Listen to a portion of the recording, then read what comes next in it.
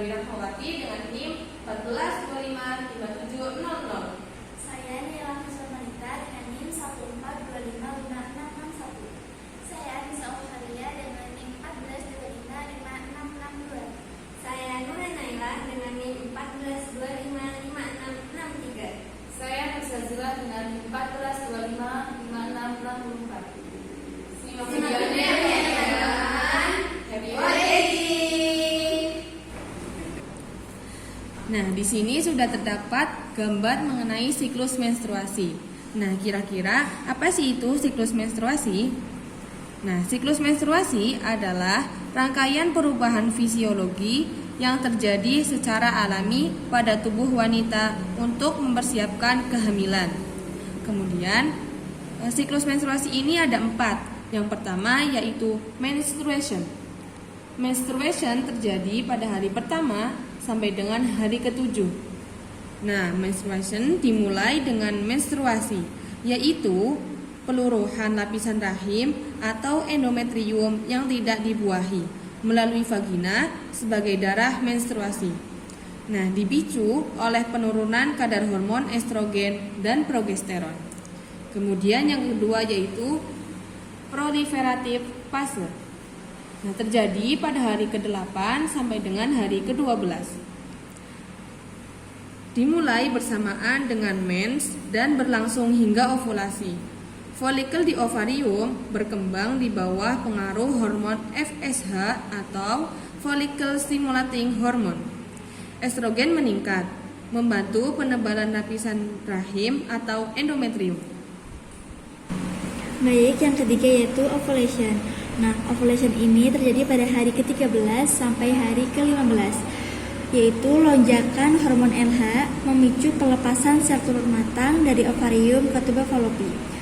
Ovulasi ini adalah fase paling subur di mana kemungkinan kehamilan paling tinggi. Dan yang terakhir yaitu secretory fase. Setelah ovulasi, korpus luteum atau sisa folikel menghasilkan progesteron yang mempersiapkan rahim menghadapi kemungkinan kehamilan. Jika tidak ada pembuahan, korpus luteum ini rusak dan kadar progesteron dan egesteron menurun, sehingga siklus kembali pada fase awal yaitu menstruasi. Baik, di sini saya akan melanjutkan yaitu proses siklus menstruasi. Di mana di sini itu proses menstruasi ini terdapat 4 hormon. Yang pertama ada hormon estrogen, yaitu yang berwarna biru. Kedua ada hormon luteinizing hormone atau LH yang berwarna hijau. Dan yang ketiga ada hormon progesteron. Keempat ada hormon FSH atau follicle stimulating hormone yang berwarna merah. Di sini yaitu terjadinya menstruasi apabila hormon estrogen dan progesteron ini dalam titik kadar terendah. Nah, hormon estrogen dan progesteron ini berfungsi untuk menjaga ketebalan pada dinding rahim.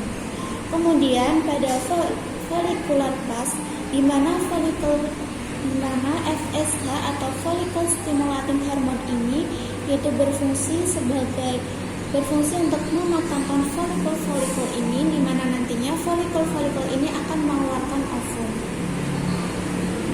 Nah, folikel yang matang ini akan memproduksi hormon estrogen. Hormon estrogen ngapain? Hormon estrogen ini akan mempertebal dinding-dinding rahim.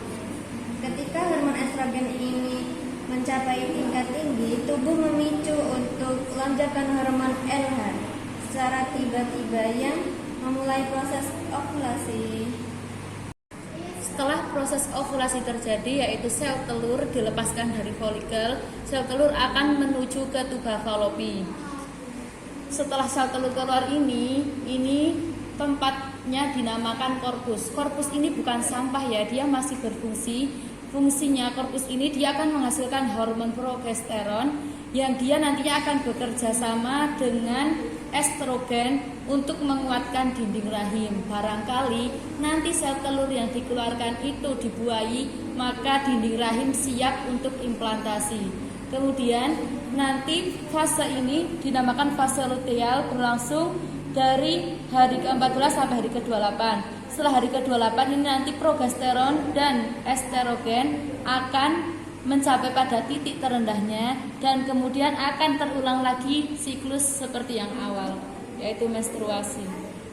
Kemudian di sini ada body temperature. Body temperature ini pada fase follicular phase dia relatif lebih rendah dan akan naik pada fase luteal phase.